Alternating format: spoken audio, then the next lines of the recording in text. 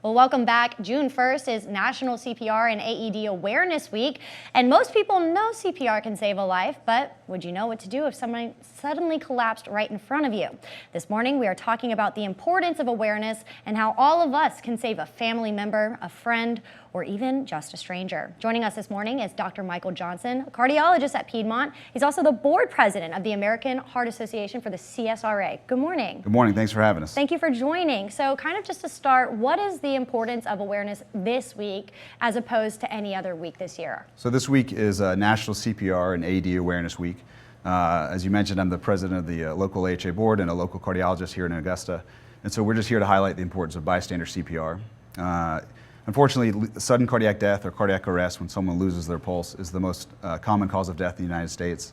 Over 350,000 people a year suffer from cardiac arrest, and most of them happen outside the hospital. Right. And bystander CPR is the most important thing that you and I can do while waiting for 911. Absolutely. So I hear that word bystander, and Right. It makes me think of the bystander effect, which is a negative effect when somebody doesn't do something and Right. everybody else in the crowd also Sure. does not help in. Is it kind of stemming off of that and how we can jump in as a good Samaritan? Absolutely. So, a couple of myths of CPR. You don't have to have scrubs. You don't need a white coat to do CPR. Anyone can do CPR. It's very easy. We're going to have a hands-on demonstration later.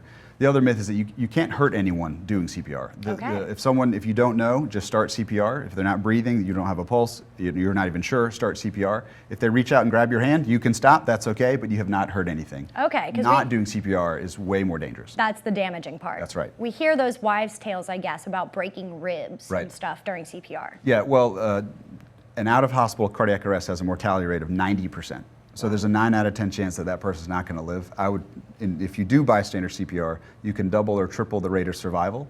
I would risk a broken rib for that any day. Absolutely, and I'm sure our families would rather us, have something to heal from than not come back to them. As we talk about CPR awareness and AED awareness, can we talk about a little bit about the AED side? Sure. This is, anybody could experience some health issues, but what about those people that group of people that have those special devices or extra help? Right, so AEDs are automatic external defibrillators. They're in your church, they're in your school, they're in the public library, and so if someone collapses and you don't know, kind of the order of events is you yell for help, you start CPR, and you send someone to get the AED. Okay. AEDs are they're very smart devices, smarter than your smartphone. You put them on and you just listen to the prompts. It's as easy as 1, 2, 3. Wow, it really makes it easy for the person who may be trying to save a life there. Absolutely. We live in the South here, obviously, and in Georgia and the CSRA, we have such good medical professionals and such a good, out service and resources available. But what about in rural areas where maybe people don't have access to things like this? Right. So, there are not enough AEDs out publicly, but that really, the rural aspect highlights the importance of bystander CPR. You live in a major city, maybe EMS is going to get there in 2 or 3 minutes.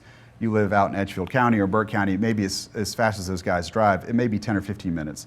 And so those 10 or 15 minutes of bystander CPR are just of the utmost importance. Yeah, it could really make that difference in saving a life and Absolutely. losing one. No doubt. As we're talking about the AEDs and things like that, is it really just so easy as learning CPR and also just knowing the warning signs or just knowing somebody needs help? Yeah, so just, the actual AED device literally walks you through it. Okay. Just open it up, it calls out attach pads, continue CPR. It literally walks you through it step by step. It couldn't be easier. That's really reassuring. It's more about having the courage to act. I think that's, you see someone collapse, you freeze, you're not sure what to do, and you're just frozen by analysis. But just go do something. Start CPR, call 911, grab the AED, anyone can do it. Yeah, what are some of those, obviously if somebody's laying down on the ground and is unconscious, we know they need help. Right. What are maybe some signs leading up to that moment before that happens? Yeah, there's nothing too specific, but chest pain is very concerning.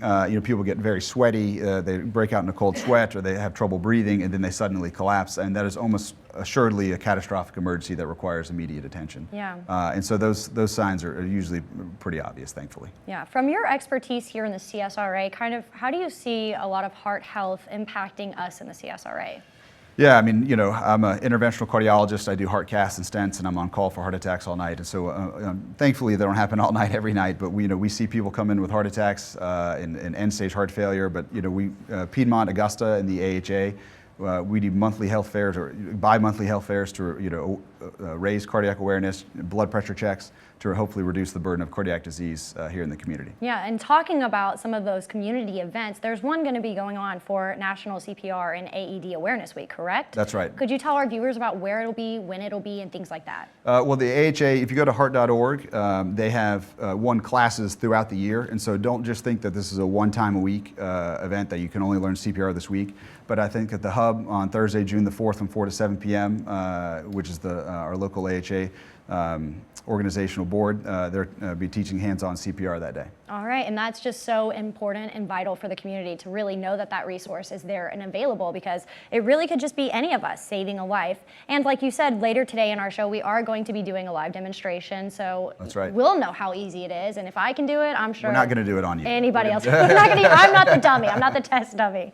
Well, I love that so much. Thank you for joining us this morning and talking about that. Before we go, do you have anything else to kind of hammer home to the viewers the importance of this, whether it's the knowledge and the educating yourself, or even like you said, reassuring them of the bravery, the confidence to be able to make that move? Well, I mean, roughly 1 in 1,000 people will suffer cardiac arrest. So at some point in your life, you will know someone who suffers a cardiac arrest. It may be this year, it may be 10 years from now. 90% of cardiac arrests occur or 3 out of 4, occur at home. So this is going to impact your life at some point. And so now's the time to act and learn hands-only CPR. Absolutely. Well, thank you so much, Dr. Johnson.